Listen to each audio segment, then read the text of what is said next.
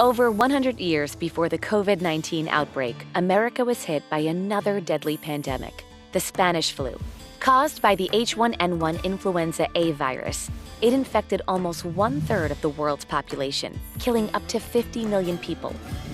But one small corner of America survived virtually untouched. When the first wave of Spanish flu hit the United States in spring 1918, the impact was so devastating in cities like Boston and Philadelphia, there wasn't enough room to store the dead. As the disease swept west, millions fell victim to the fatal flu. That September, 250 soldiers boarded a train in Montana bound for Boulder, Colorado. By the time they arrived, 13 were already ill. By the end of the week, 91 cases were reported. Colorado braced itself for what was to come.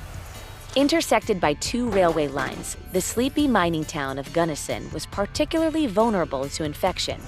But it was also one of the quickest to respond, declaring a quarantine against all the world. Local newspapers began running daily front-page articles informing residents about the severity of the disease. An extreme lockdown was imposed. Barriers were set up at major highways and signs directed cars to leave the town without stopping. All schools and churches were closed. Public and private gatherings were outlawed, and rail users were forced to quarantine for 2 days. The results, by any standards, were staggering.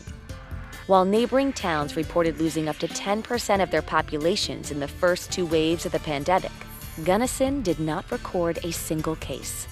And despite further waves, no residents died of Spanish flu. It remains one of the most effective collective responses to the threat of disease in U.S. history.